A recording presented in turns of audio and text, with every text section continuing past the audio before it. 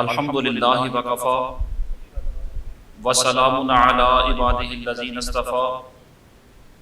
خصوصا علی سید الانبیاء علیہ التحیۃ والصلاۃ اما بعد فاعوذ باللہ من الشیطان الرجیم بسم اللہ الرحمن الرحیم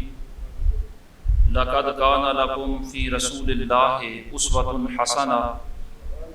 صدق اللہ مولانا العظیم وبلغنا رسوله النبی الکریم الامین ونحن علی ذلک لمن الشاہدین والشاکرین والحمد للہ رب العالمین ان اللہ وملائکتہ یصلون علی النبی یا ایہا الذین آمنوا صلوا علیہ وسلموا تسلیما الصلاۃ والسلام علیک یا سیدی یا رسول اللہ وعلی آلک واصحابک یا سیدی یا حبیب اللہ الصلاۃ والسلام علیک یا شفیع المذنبین وعلی آلک واصحابک یا رحمۃ للعالمین۔ بعد از حمد و ثنا، گزشتہ جمعۃ المبارک کو سرکار دو عالم صلی اللہ تعالی علیہ وسلم کی سفارت کاری کے حوالہ سے چند گزارشات آپ کے گوش گزار کی، اسی سلسلہ کلام کو آگے بڑھاتے ہوئے آج بھی حضور سید عالم صلی اللہ تعالی علیہ وسلم کی کامیاب سفارت کاری اور اس کے حوالہ سے سرکار کی بامقصد حکمت عملی کے متعلق چند گزارشات آپ کے گوش گزار کرنا مقصود ہے۔ اللہ کریم کلمات حقہ کو زبان پر جاری و ساری فرمائے۔ یہ تو آپ جانتے ہیں کہ کسی بھی ملک کی وسعت اور توسیع کے لیے اور اس ملک کے استحکام کے لیے، ملکی ترقی کے لیے، ملکی امن و سکون کے لیے سفارت کاری کی اہمیت کتنی زیادہ ہوتی ہے۔ نبی پاک صلی اللہ تعالی علیہ وسلم نے اس سلسلے میں جس حکمت عملی کو اپنایا وہ بڑی توجہ طلب اور بڑی قابل تقلید ہے۔ سرکار جب مدینہ طیبہ میں تشریف لائے، باقاعدہ سلطنت کا آغاز فرمایا، تو سب سے پہلے سرکار نے اس وطن کے استحکام کے لیے رشتہ مواخات قائم فرمایا، یعنی مہاجرین اور انصار کو ایک دوسرے کا بھائی بنایا، اور اس کے علاوہ بھی سرکار نے داخلی استحکام کے لیے بہت سارے اقدامات کیے۔ مثلاً رشتہ مواخات قائم کرنے سے مہاجرین کی آباد کاری اور ان کے لیے وسائل کی دستیابی کا مسئلہ سرکار نے حل فرما دیا۔ ان کے پاس ظاہر ہے نہ رہائش کے لیے جگہ ہے، نہ تجارت کے لیے ساز و سامان ہے، نہ یہاں کوئی خاندان قبیلہ برادری ہے، کچھ بھی نہیں، مسافر ہیں۔ تو ان کی آباد کاری کے لیے، انہیں خوشحال کرنے کے لیے رشتہ مواخات قائم فرمایا۔ یہ داخلی سلطنت مدینہ کی استحکام کی بنیاد رکھی جا رہی ہے۔ پھر سرکار نے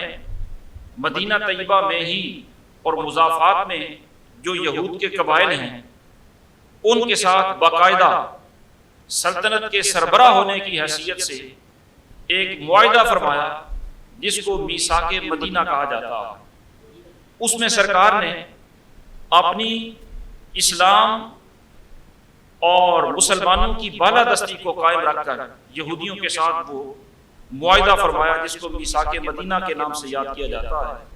یہ بھی داخلی استحکام کے لیے سرکار نے ضروری سمجھا۔ اس کے بعد سرکار نے جو حکمت عملی اپنائی تیسرے نمبر پر، وہ یہ تھی کہ سرکار دو عالم صلی اللہ تعالی علیہ وسلم نے باقاعدہ مدینہ طیبہ کی حدود کا تعین فرما کر ان حدود کے اندر والے حصے کو سرکار نے حرم قرار دیا۔ اور یہ حرم قرار دینا یہ سرکار کی پالیسی کا حصہ کیوں بنا؟ اس کی وجہ اور پس منظر آپ یوں سمجھیں کہ جب کسی خطے کو حرم قرار دیا جاتا ہے تو آج کی اصطلاح میں اس خطے کو اوپن سٹی کہا جاتا ہے، اور اس خطے کو حرم قرار دینے کا مطلب یہ ہوتا ہے کہ اس شہر کے، اس علاقے کے باشندے ان حدود کے اندر اندر کسی سے بھی جنگ نہیں کرنا چاہتے، ان حدود کے اندر کا حصہ ہمیشہ پرامن ہی رہے گا، ان حدود کے اندر کوئی جنگ و جدال نہیں ہوگا۔ چنانچہ دنیا نے سرکار کی اس پالیسی سے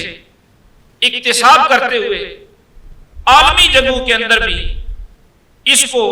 اپنی پالیسیوں کا حصہ بنایا۔ جب فرانس کی اور جرمنی کی جنگ ہوئی تو فرانس کی استدعا پر پیرس کو اوپن سٹی قرار دیا گیا، تو جرمنی نے باقی فرانس کے حصوں پر تو حملے کیے لیکن پیرس پر حملے نہیں کیے کہ اس کو حرم بنایا گیا۔ اسی طرح جب پہلی عالمگیر جنگ ہوئی تو اس وقت ترکی اور برطانیہ نے بیت المقدس کو حرم قرار دیا، اوپن سٹی قرار دیا کہ باقی خطے پر حملے تو ہوں لیکن بیت المقدس پر حملے نہیں کیے جائیں گے، یہ خطہ حرم قرار دیا گیا ہے، یہ اوپن سٹی قرار دیا گیا ہے۔ تو سرکار دو عالم صلی اللہ تعالی علیہ وسلم نے مدینہ طیبہ کے حدود کو متعین فرما کر اس کو اوپن سٹی یعنی حرم قرار دیا۔ اس کا فائدہ یہ ہوا کہ جو چاروں طرف سے دشمن ہیں، مختلف قبائل ہیں، مختلف قومیں ہیں، وہ جب یہ دیکھیں گے کہ یہ حدود حرم کی ہیں تو اس کے اندر آ کر وہ مسلمانوں سے جنگ و جدال نہیں کر سکیں گے، اہل مدینہ پرامن طور پر زندگی گزار سکیں گے۔ یہ داخلی استحکام کی سرکار بنیاد رکھ رہے ہیں۔ اس کی سابقہ مثال آپ یوں سمجھیں کہ جس طرح مکہ مکرمہ میں باقاعدہ حدود کا تعین کر کے حضرت ابراہیم علیہ السلام نے ان حدود کے اندر والے حصے کو حرم مکہ قرار دیا، اور اس حرم کا مطلب یہ ہے کہ اس خطے کے اندر کوئی جنگ و جدال نہیں ہو سکتی، اس خطے کے اندر یہاں کے رہنے والے لڑائی نہیں کرنا چاہتے۔ اب ظاہر ہے وہ حدود جب حرم کی متعین ہو گئی تو ان حدود حرم کی وجہ سے اہل مکہ محفوظ ہو گئے، اپنے دشمنوں کے حملوں سے مامون ہو گئے۔ سرکار نے بھی مدینہ طیبہ کے حدود کا تعین کر کے انہیں حرم قرار دیا، تو اس کا مطلب یہ صاف نکلا کہ سرکار نے اہل مدینہ کو بیرونی حملوں سے محفوظ فرما دیا۔ یہ داخلی استحکام کے لیے سرکار کی پالیسی ہے۔ اور پھر نبی اکرم نور مجسم شفیع معظم صلی اللہ تعالی علیہ وسلم نے اس کے بعد جو حدود مدینہ کے مضافات میں قبیلے ہیں ان کے ساتھ سرکار نے اپنے تعلقات استوار فرمائے، یعنی ہمسایوں کے ساتھ تعلقات سرکار نے بنائے۔ اور ہمسایوں کے ساتھ تعلقات کی اہمیت اپنی جگہ بجا ہوتی ہے۔ ہمسایوں کے ساتھ تعلقات کی اہمیت اتنی زیادہ ہے کہ اگر ان کے ساتھ اچھے تعلقات نہیں ہوں گے تو کوئی دشمن بھی آپ پر حملہ آور ہوگا، ممکن ہے یہ اس کے ساتھ تعاون کر کے اس کے ساتھ حملہ آوروں میں شامل ہو جائیں، یا اگر اس کے ساتھ نہ ملے تو ممکن ہے ایک طرف سے کوئی ایک دشمن حملہ آور ہو، یہ تمہاری کمزوری سے فائدہ اٹھاتے ہوئے دوسری طرف سے یہ حملہ آور ہو جائے، تو اس طرح اچھے تعلقات نہ ہونے کی وجہ سے آپ محفوظ نہیں رہ سکیں گے۔ نبی پاک صلی اللہ تعالی علیہ وسلم نے حدود حرم کا تعین کرنے کے بعد اس کے مضافات میں گرد و نواح میں جو قبیلے آباد تھے سرکار نے ان کے ساتھ باقاعدہ اچھے تعلقات قائم فرمائے، ان کے ساتھ معاہدے فرمایا من کے۔ چنانچہ ہجرت مدینہ کے 1 سال بعد ہی نبی پاک صلی اللہ تعالی علیہ وسلم نے موضع ودان ایک جگہ ہے اس کی طرف سرکار نے رخ فرمایا، اور وہاں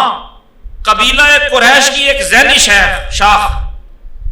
بنو دمرہ آباد تھے، اور یہ قریش کی ذیلی شاخ ہے۔ تو قریش چونکہ براہ راست اسلام کے دشمن ہیں، خدشہ تھا کہ قریش کی یہ ذیلی شاخ کہیں قریش کے ساتھ تعاون کر کے ان کے اکسانے پر مدینہ طیبہ پر حملہ آور نہ ہو اور اہل مدینہ کو نقصان نہ پہنچائے۔ چنانچہ سرکار نے پہلی فرصت کے اندر بنو دمرہ کے ساتھ باقاعدہ موضع ودان کے اندر ایک امن کا معاہدہ قائم فرمایا. اس کو سریہ ودان بھی کہا جاتا ہے، جیش ودان بھی کہا جاتا ہے، معاہدہ ودان بھی کہا جاتا ہے. چنانچہ بنو دمرہ کے ساتھ معاہدہ کرنے کے بعد پھر قریش کی ایک اور شاخ جو یمبو کے قریب آباد تھی، اور یہ یمبو بھی مدینہ طیبہ سے قریبی ہے، وہاں پر بنو مدلج قریشی کا ایک ذیلی قبیلہ اور ادارہ ہے، ان کی طرف سرکار تشریف لے گئے. ان کے ساتھ بھی سرکار نے امن کا معاہدہ قائم فرمایا. یعنی عرض کرنے کا مقصد یہ ہے کہ ہمسایوں کے ساتھ سرکار نے پھر اچھے تعلقات قائم فرمائے. یہ تعلقات بڑھتے بڑھتے اتنے مستحکم ہوئے کہ یہ سارا خطہ پرامن ہو گیا، اور یہ سب کچھ سرکار دو عالم صلی اللہ تعالیٰ علیہ وسلم کی حکمت عملی کا حصہ تھا. پھر نبی پاک صلی اللہ تعالیٰ علیہ وسلم نے 6 ہجری کے اندر جو حدیبیہ کا صلح نامہ فرمایا، یہ براہ راست قریش کے ساتھ سرکار کا معاہدہ ہو رہا ہے، اور قریش کے ساتھ باقاعدہ یہ پہلا معاہدہ ہے. اس سے پہلے قریش اسلام کو یا مسلمانوں کو باقاعدہ کوئی طاقت سمجھتے ہی نہیں تھے، بلکہ جب سرکار ہجرت کر کے مدینہ طیبہ تشریف لائے تو انہوں نے عبداللہ ابن ابی کو خط لکھا، اور بڑا دھمکی امیز خط لکھا کہ ہمارے کچھ لوگ مفرور ہو کر معاذ اللہ تمہارے پاس آ گئے ہیں، انہیں یا تو خود قتل کر دو یا ہمارے حوالے کر دو. اگر یہ نہیں کرو گے تو پھر انجام تمہیں پتا ہے ہم کیا کر سکتے ہیں. چنانچہ عبداللہ ابن ابی کے پاس جب خط آیا تو وہ ظاہر ہے اس کے بارے میں سوچ و بچار کر رہا تھا. سرکار اس کے پاس تشریف لے کے گئے اور سرکار نے فرمایا کس بارے میں سوچ رہے ہو؟ تمہیں پتا نہیں کہ تمہارے اپنے بیٹے ہم پر جان نشاور کرتے ہیں. اور عبداللہ ابن ابی خود تو رئیس المنافقین تھا، اس کا بیٹا مومن مخلص تھا. سرکار نے فرمایا کہ اپنے بیٹوں سے جنگ کرو گے، اپنے قبیلے برادری سے جنگ کرو گے؟ عرض کرنے کا مقصد یہ ہے کہ وہ قریش جو مسلمانوں کو طاقت نہیں سمجھتے تھے بلکہ مٹھی بھر چند افراد اور جن کی کوئی جائے پناہ بھی نہ ہو، ایسے لوگ سمجھتے تھے. اب جب صلح حدیبیہ ان کے ساتھ معاہدہ ہوا تو صلح حدیبیہ کے معاہدے کا مطلب یہ ہے کہ باقاعدہ انہوں نے مسلمانوں کو ایک طاقت تسلیم کر لیا، اور 10 سال کا سرکار نے ان کے ساتھ امن کا معاہدہ فرمایا. صلح حدیبیہ کے بعد پھر بین الاقوامی جو مشن تھا سرکار کا، عالمی مشن، اس کے لیے راہیں ہموار ہو گئی. ارد گرد کا مکہ مکرمہ سے لے کر مدینہ طیبہ تک کا خطہ سارا سرکار کے کنٹرول میں ہے. خیبر بھی فتح ہو چکا ہے. پھر سرکار دو عالم صلی اللہ تعالیٰ علیہ وسلم نے 7 ہجری کو دوسری حکومتوں کے سربراہان کو باقاعدہ خط لکھے اور انہیں اسلام کی دعوت دی، اپنے مشن سے انہیں آگاہ فرمایا. جب سرکار نے دوسرے ممالک کے سربراہان کو خط لکھے تو یہ خطوط اہل سیرت نے بڑی محبت سے محفوظ کیے ہیں، اور ان خطوط میں سے بعض کی نقول، بعض کی کاپیاں آج بھی مختلف جگہوں پر آپ کو دیکھنے میں ملے گی. سرکار نے تقریباً 250 سے لے کر 250 تک باقاعدہ سربراہان مملکت کو خطوط لکھے. ان خطوط کا لکھنے کا مقصد تو سرکار کا یہ تھا کہ سرکار اپنی مشن کو مزید توسیع دینا چاہتے ہیں، لیکن جن جن کو خطوط لکھے ان کے رویے مختلف رہے. بعض لوگوں نے سرکار کے خطوط پر لبیک کہا، سرکار کے سفیروں کی، قاصدوں کی باقاعدہ عزت کی، اور بعض ایسے بھی بدبخت تھے جنہوں نے سرکار کے خطوط کے ساتھ حد آمیز سلوک کیا اور سفیروں کی بھی توہین کی. میں صرف زیادہ خطوط کا تو ظاہر یہ وقت ہی نہیں ہے کہ میں آپ کے سامنے عرض کروں، صرف دونوں قسم کی ایک مثال آپ کے سامنے عرض کرنے لگا ہوں. نبی پاک صلی اللہ تعالیٰ علیہ وسلم نے سب سے پہلے جو بین الاقوامی مشن کے فروغ کے لیے مختلف حکومتوں کے سربراہان کو خط لکھے، ان میں سے جو پہلا خط لکھا سرکار نے وہ حبشہ کے بادشاہ نجاشی کو سرکار نے خط لکھا. حضور سید عالم صلی اللہ تعالیٰ علیہ وسلم کا یہ خط مبارک حضرت عمر بن امیہ دمری رضی اللہ تعالیٰ عنہ لے کر شاہ نجاشی کے پاس پہنچے. شاہ نجاشی جب سرکار کا خط ملتا ہے تو وہ بڑے ادب کے ساتھ بڑے احترام کے ساتھ خط وصول کرتا ہے، چوم کر آنکھوں سے لگاتا ہے اور پھر اپنے تخت سے نیچے اتر کر زمین پر بیٹھ جاتا ہے اور بڑے ادب و احترام کے ساتھ سرکار کا وہ خط مبارک پڑھتا ہے، اور سرکار کا خط پڑھنے کے بعد وہ اسی وقت یہ اعلان کرتا ہے کہ میں یہ گواہی دیتا ہوں کہ یہ اللہ کے رسول ہیں، اور یہ خط کی عبارت بتا رہی ہے کہ یہ وہی اللہ کے رسول ہیں جن کی بشارت حضرت موسیٰ اور حضرت عیسیٰ نے عطا فرمائی تھی۔ سرکار کی رسالت پر وہ ایمان لاتا ہے۔ وہاں چونکہ پہلی ہجرت حبشہ کے موقع پر حضرت جعفر رضی اللہ تعالیٰ عنہ جا چکے تھے، تو سرکار کے وہ قریبی رشتے میں کزن تھے، سرکار کے چچا زاد تھے، حضرت جعفر رضی اللہ تعالیٰ عنہ کے ہاتھ پر وہ سرکار کی بیعت کرتا ہے، باقاعدہ اپنے مسلمان ہونے کا اعلان کرتا ہے، اور سرکار کو جواب میں جو خط اس نے لکھا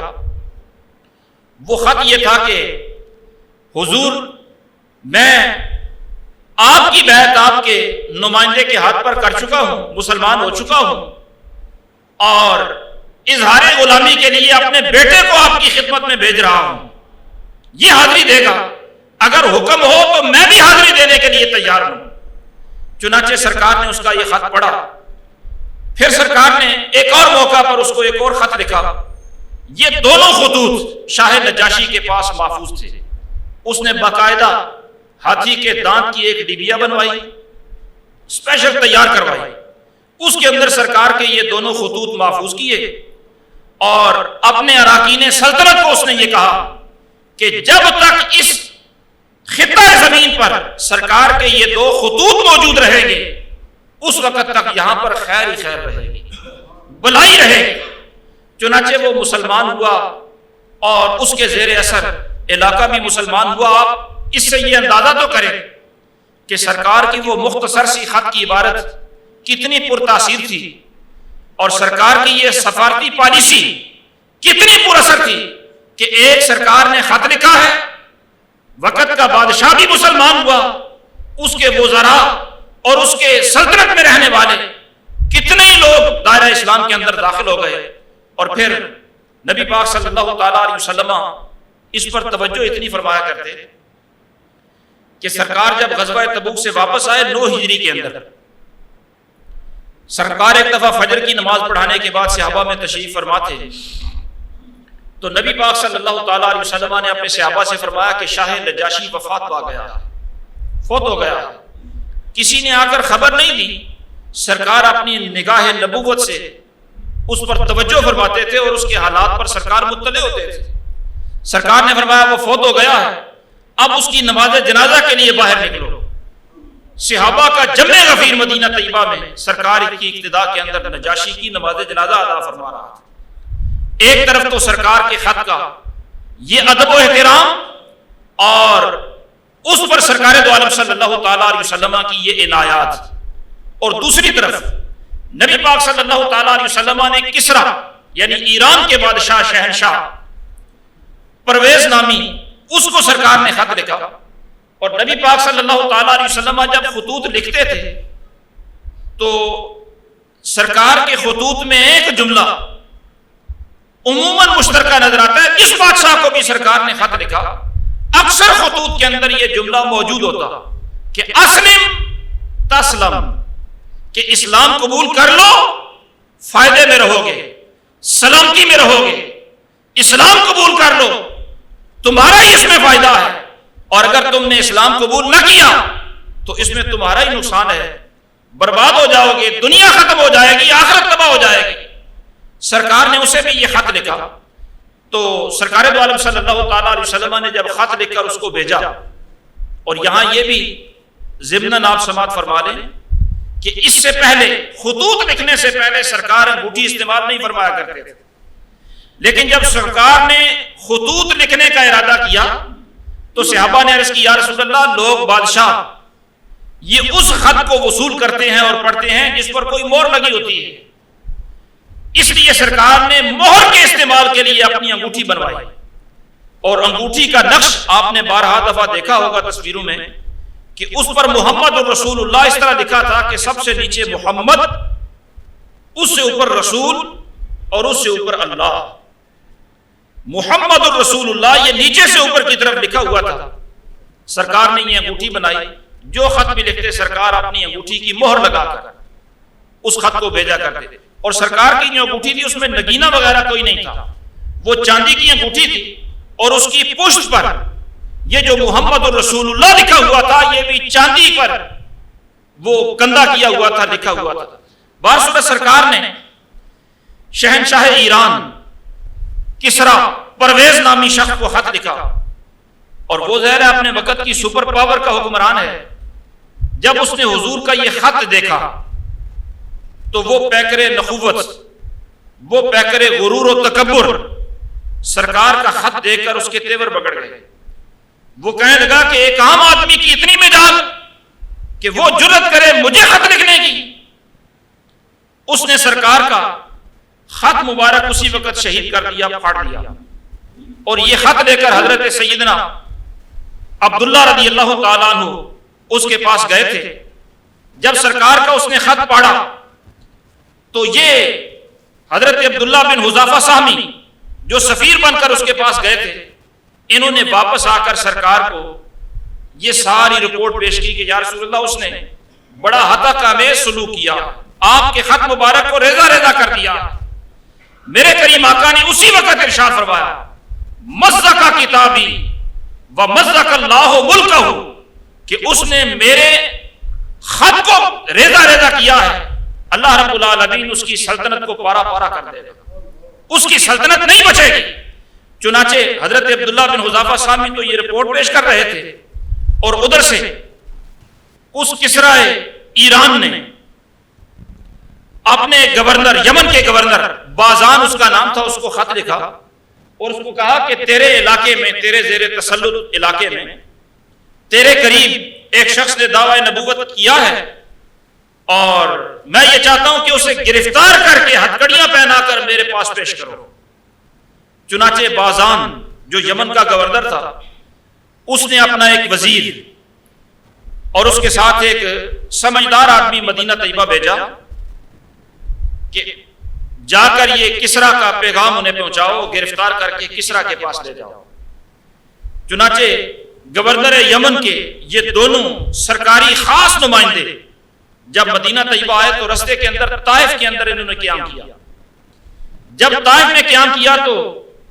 طائف میں اہل طائف سرداروں نے جب ان کی مہمان نوازی کی, ظاہر ہے یہ وقت کی سپر پاور کی طرف سے نمائندے بن کے آئے تھے. وہاں مکہ مکرمہ کے بھی کچھ سردار طائف میں گئے ہوئے تھے, جس طرح ابو سفیان ہیں, صفوان بن امیہ ہے. ان سرداران قریش اور سرداران طائف نے جب کسرا کے نمائندوں کو دیکھا اور پوچھا کس طرف جا رہے ہو, کیا مقصد ہے تمہارا,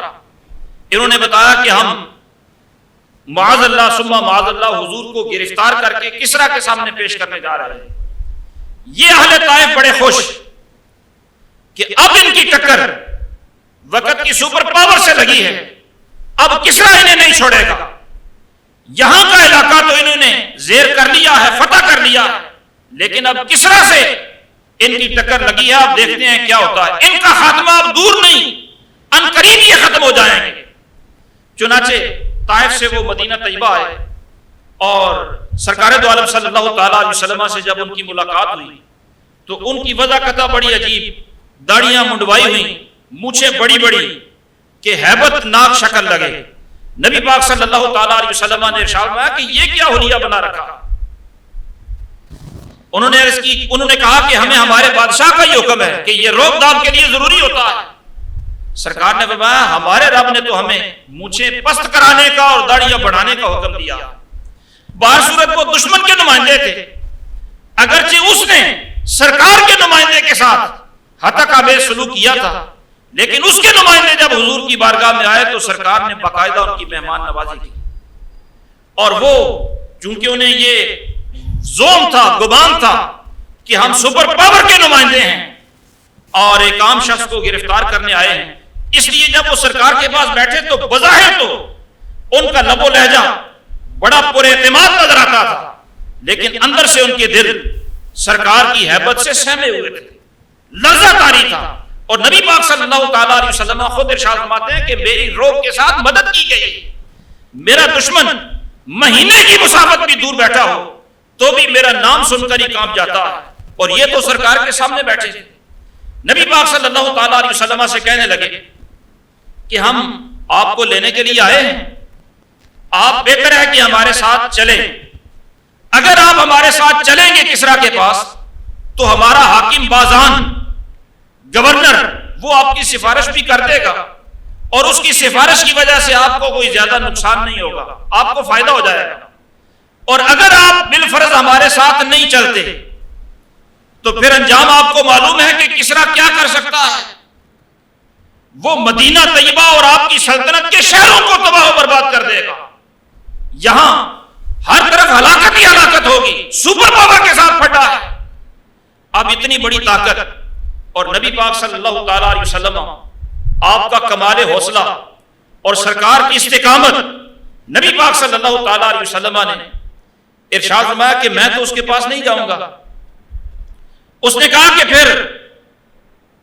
آپ کے علاقے تباہ و برباد ہو جائیں گے۔ نبی اکرم نور مجسم شفیع معظم صلی اللہ تعالیٰ علیہ وسلم نے فرمایا میں نہیں جاؤں گا۔ انہوں نے کہا کہ اگر آپ جاتے نہیں ہیں تو کم از کم اتنا تو کریں کہ ہمیں جس گورنر نے بھیجا ہے اس کے نام خط لکھ دیں، تاکہ اسے یہ تو پتا چلے کہ ہم نے پیغام پہنچا دیا ہے، آپ آنے کے لیے تیار نہیں۔ سرکار نے فرمایا کل ملنا، کل بات کریں گے۔ حضور سید عالم صلی اللہ تعالیٰ علیہ وسلم کی بارگاہ میں رات کو حضرت جبریل امین آ گئے، عرض کرتے ہیں یا رسول اللہ، وہ شہنشاہ کسریٰ ایران کا بادشاہ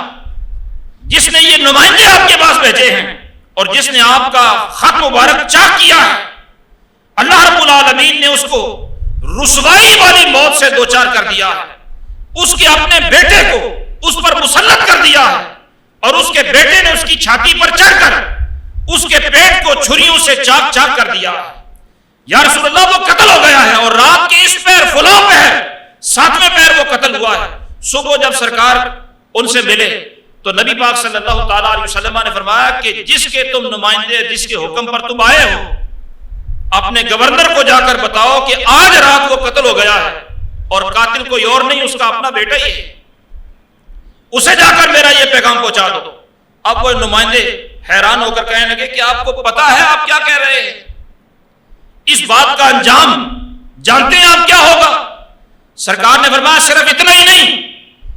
بلکہ اپنے گورنر کو جا کر یہ بتا دو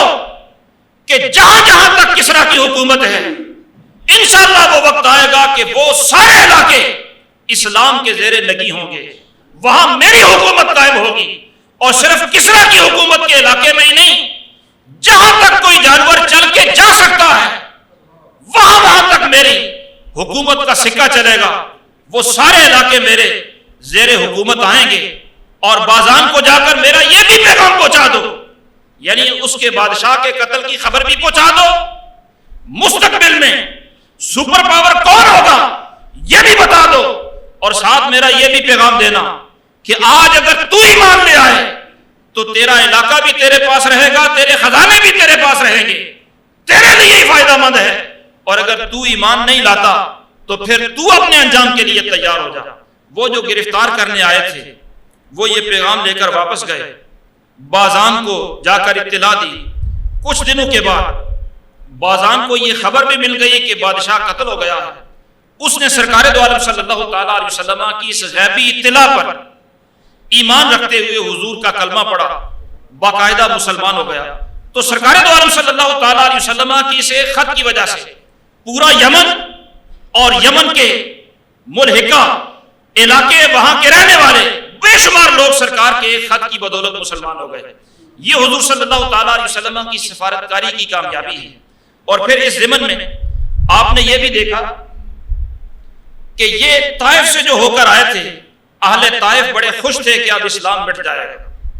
لیکن جب انہیں ناکامی ہو گئی تو طائف کا ایک وفد ہے جس کو وفد بنو ثقیف کہا جاتا ہے، یہ 9 ہجری کے اندر سرکار کی بارگاہ میں حاضر ہو گیا۔ اور یہ جو وفد آیا، اس وفد کی اہمیت آپ ذرا پس منظر میں جا کر سوچیں کہ یہ وہ وفد ہے، یہ وہ قبیلہ ہے کہ سرکار مکہ مکرمہ سے جب طائف تبلیغ کرنے کے لیے گئے تو اسی قبیلے نے سرکار کے ساتھ وہ سلوک کیا تھا جو انسانیت کے لیے بھی باعث شرم ہے، یعنی سرکار کو ایذائیں دی، تکلیفیں دی۔ یہ وہ قبیلہ ہے، اور یہ وہ قبیلہ ہے کہ نبی پاک صلی اللہ تعالی علیہ وسلم جب صلح حدیبیہ فرما رہے تھے تو اس سے پہلے کافروں نے جو اپنا سفیر بھیجا تھا حضور کے ساتھ گفتگو کرنے کے لیے، وہ بھی اسی قبیلے کا ایک فرد سرکار کے ساتھ سفیر بن کر گفتگو کر رہا تھا، لیکن جب وہ واپس جاتا ہے تو وہ عروہ بن مسعود ثقفی اہل مکہ کو جا کر کہتا ہے کہ میں بڑے بڑے بادشاہوں کے درباروں میں گیا ہوں سفیر بن کر، لیکن جو مقام و مرتبہ میں نے حضور کے دربار کا دیکھا ہے وہ کہیں نہیں دیکھا۔ سرکار دو عالم صلی اللہ تعالی علیہ وسلم تو وضو فرماتے ہیں تو سرکار کے غلام سرکار کے وضو کا پانی زمین پر نہیں گرنے دیتے، وہ بھی کبھی کسی کے ہاتھ پر گرتا ہے، کبھی کسی کے چہرے پر ملتا ہے۔ سرکار تو اگر تھوک فرماتے ہیں تو وہ بھی صحابہ کرام اپنے ہاتھوں پر لے کر اپنے چہروں پر سجا لیتے ہیں۔ یہ سرکار کی بارگاہ کے وہ آداب دیکھ کر قریش کو بتا رہا تھا اور کہہ رہا تھا کہ لڑائی نہ کرو ان سے۔ بارصورت یہ عروہ بن مسعود ثقفی اسی قبیلے کے فرد جب 8 ہجری میں غزوہ حنین کے بعد مسلمان ہوئے، اپنے قبیلے کے رئیس ہیں، مسلمان ہونے کے بعد اپنے قبیلے کو جا کر اسلام کی دعوت دی تو اپنے رئیس کو اس قبیلے کے لوگوں نے تیروں کی بوچھاڑ کر کے شہید کر دیا۔ پھر غزوہ حنین میں بنو حوازن کے ساتھ سرکار دو عالم صلی اللہ تعالی علیہ وسلم نے جنگ فرمائی اور ہزاروں قیدی سرکار نے فرمائے، فتح ہوئی، شاندار فتح۔ جب یہ بنو حوازن کے ساتھ جنگ ہوئی غزوہ حنین میں تو بنو ثقیف نے بنو حوازن کا ساتھ دیا، لیکن بنو حوازن قیدی بن گئے، مغلوب ہو گئے، یہ اس میں بھی ناکام ہو گئے۔ ہر طرف سے ناکامی دیکھنے کے بعد اب ان کی یہ آخری آس امید رہ گئی تھی کہ شاید کسرا وقت کی سپر پاور ہے وہ انہیں مٹا دے، اس میں بھی ناکام اور مایوس ہو گئے۔ سارا خطہ عرب مسلمان ہو گیا، اب انہیں اپنی ہر طرف سے بے بسی نظر آنے لگی۔ اسلام کی طاقت کے سامنے بے بس ہو کر 9 ہجری کے اندر یہی دشمنان رسالت سرکار کی بارگاہ میں آ گئے۔ سرکار دو عالم صلی اللہ تعالی علیہ وسلم کی بارگاہ میں جب آئے تو مدینہ طیبہ سے ابھی باہر ہی تھے کہ سرکار کے ایک صحابی حضرت مغیرہ بن شعبہ رضی اللہ تعالی عنہ انہیں یہ ملے، اور انہیں جب اطلاع ہوئی کہ بنو ثقیف کے وفد آئے ہیں اور حضور سے ملنا چاہتے ہیں تو وہ خوشی سے دوڑ کر مدینہ طیبہ آئے کہ حضور کو اطلاع دیں۔ جب تیز تیز دوڑتے ہوئے سرکار کی بارگاہ میں جانے کے لیے آئے، رستے میں حضرت صدیق اکبر ملے، پوچھا مغیرہ خیر تو ہے؟ فرمانے لگے کہ بنو ثقیف کا وفد آیا ہے حضور سے ملنے کے لیے۔ یہ وہی بنو ثقیف ہے جن کا باقاعدہ محاصرہ بھی سرکار نے فرمایا تھا، لیکن پھر سرکار محاصرہ اٹھا کر واپس آ گئے، اب یہ وفد خود آ گیا ہے۔ حضرت صدیق اکبر رضی اللہ تعالیٰ عنہ فرمانے لگے کہ نہیں، میں چاہتا ہوں کہ یہ خبر میں بذات خود سرکار کو دوں۔ چنانچہ حضرت صدیق اکبر نے سرکار کو یہ اطلاع دی، سرکار بھی بڑے خوش۔ سرکار نے فرمایا ان کے قیام کے لیے مدینہ طیبہ میں مسجد نبوی کے اندر انتظام کیا جائے، باقاعدہ خیمے لگائے جائے تاکہ یہ مسلمانوں کی عبادات کو دیکھیں، مسلمانوں کی تلاوت قرآن کو سنیں، نماز پڑھنے کے انداز کو دیکھیں، تاکہ اسلام ان کے دل پر اثر انداز ہو۔ سرکار کے حکم پر مسجد نبوی کے اندر ان کا قیام، مہمان نوازی کے سارے آداب پورے کیے گئے۔ پھر سرکار باقاعدہ نماز عشاء کے بعد ان سے گفتگو بھی فرمایا کرتے، کافی دیر باتیں ہوتی رہتی۔ یہ آئے تو تھے بے بسی، بے کسی کی وجہ سے کوئی انہیں پناہ نظر نہیں آ رہی تھی سوائے اسلام کے دامن میں آنے کے، صرف امن کا معاہدہ کرنے کے لیے آئے۔ لیکن سرکار دو عالم صلی اللہ تعالیٰ علیہ وسلم کی مہمان نوازی، سرکار کی وہ ذہن سازی کا انداز ان پر اثر کیا۔ اب یہ اسلام کی طرف مائل تو ہونے لگے، لیکن سرکار سے کہنے لگے کہ ہم اسلام قبول تو کر لیں لیکن ہماری کچھ شرطیں ہیں۔ سرکار نے فرمایا کیا شرطیں؟ کہنے لگے ہمارے کچھ لوگ شادی نہیں کرتے، مجرد زندگی گزارتے ہیں، تو آپ نے تو بدکاری کے بارے میں جو سخت سزا کا تعین فرمایا ہے، اگر کوئی بندہ مجرد ہو وہ شادی نہ کرے، اس سے یہ گناہ سرزد ہو جائے تو اس کے لیے تو نرمی ہونی چاہیے، میرے کریم آقا نے فرمایا اللہ کا حکم ہے، اس میں کوئی گنجائش نہیں ہے، اس پر کوئی اس پر سمجھوتا نہیں ہو سکتا، دوسری رائے نہیں، سزا وہی ہے بدکاری کی۔ پھر انہوں نے کہا کہ کم از کم اتنا تو کر دیں کہ ہمارے جو لوگوں کے ساتھ لین دین ہے ان میں سود تو آپ جائز قرار دے دیں۔ سرکار نے فرمایا اللہ نے یہ بھی سختی کے ساتھ فرما دیا کہ سود حرام ہے، اس میں بھی کوئی گنجائش نہیں۔ یعنی سرکار کی پالیسی تو دیکھیں کہ وہ دشمن ہے اور جنگجو ہے اور کٹر دشمن ہے، وہ اسلام کی طرف مائل ہو رہا ہے، لیکن سرکار اپنے موقف کے اندر کوئی لچک نہیں ظاہر فرما رہے۔ وہ کہنے لگے شراب تو ہماری ظاہر جدی پشتی آ رہی ہے، اس کے اندر کوئی لچک، میرے کریم آقا نے فرمایا اس کے اندر بھی کوئی لچک نہیں۔ وہ کہنے لگے کہ اچھا چلو کم از کم نماز کی تو ہمیں معافی دے دیں، یہ جو 5 وقتہ نماز ہے اس میں تو کوئی گنجائش۔ میرے کریم آقا نے فرمایا جس دین میں نماز نہ ہو اس دین کے اندر بھی بلا کوئی بلائی ہوتی ہے، اس کے اندر بھی کوئی لچک نہیں۔ پھر وہ کہنے لگے کہ اچھا یہ ساری باتیں ہم ماننے کے لیے تیار ہیں، ہمارا جو بڑا بت ہے لات اس کا کیا بنے گا؟ سرکار نے فرمایا اسے توڑ دیا جائے گا۔ وہ گھبرا کر کے ہمارا خدا اور اسے توڑا جائے گا، دل میں خوف زدہ ہو کر کہ یہ نقصان نہ پہنچا دے۔ حضرت فاروق اعظم ساتھ بیٹھے تھے، فرمانے لگے کہ تم ایک بت سے ڈر رہے ہو۔ جب حضرت فاروق اعظم نے انہیں اس طرح جھٹکا تو وہ کہنے لگے کہ اے عمر ہم تمہارے ساتھ نہیں بات کر رہے، ہم حضور کے ساتھ بات کر رہے ہیں۔ سرکار نے تبسم فرما کر فرمایا کہ اچھا چلو تم نہیں توڑ سکتے تو بت شکنی ہمارے ذمہ رہی، ہم یہ بھی کام کر دیں گے، بت توڑا جائے گا۔ پھر وہ مسلمان ہوئے، کافی دن کافی عرصہ مدینہ طیبہ میں رہے، واپس گئے تو سرکار نے انہیں باقاعدہ تحائف دے کر بھیجا، اور پھر واپسی پر وہ کہنے لگے کہ حضور ہمارا کوئی امام، سرکار نے انہی میں سے امام مقرر فرما دیا۔ دعا ہے اللہ رب العالمین انہی کلمات کو شرف قبولیت عطا فرمائے۔ وما توفیقی الا باللہ۔